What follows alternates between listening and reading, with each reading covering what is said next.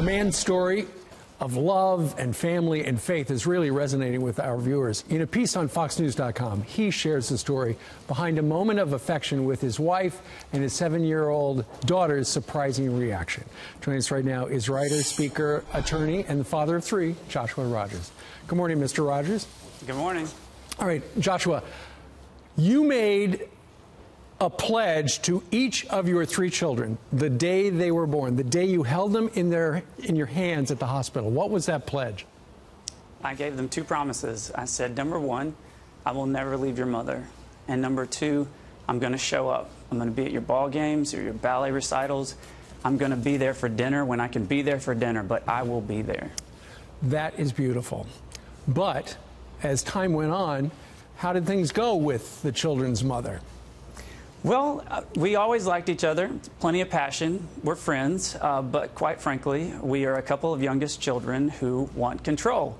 And we fought for it, and both of us lost. And we came to a point when my wife got pregnant that we realized either we're going to change or we're going to have some kids. They're going to be in counseling for years. Okay, so you tried to change, but you weren't very effective at it in the beginning.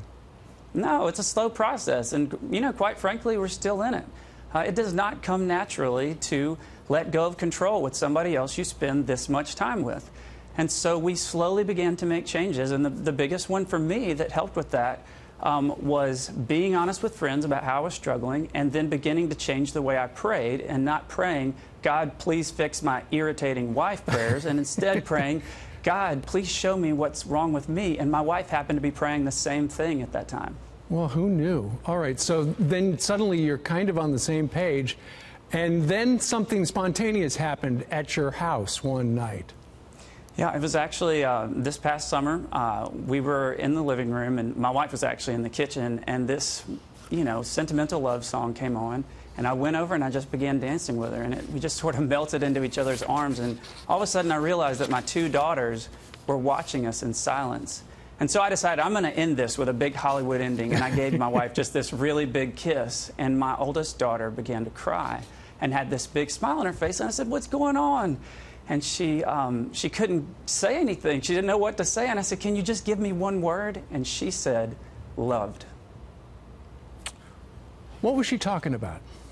Well, I asked her after that, in fact, a couple of nights ago, I said, what were you talking about when you said that? And she said, you know, when I see you and Mommy love each other, it helps me feel like our family's always going to be together because you're never going to break up, and that's a good example for me. What does this teach us as parents about the kids who are always watching? Listen, I know a lot of people out there say, you know, Hollywood is contaminating our children's idea of marriage. No, Hollywood isn't. We are.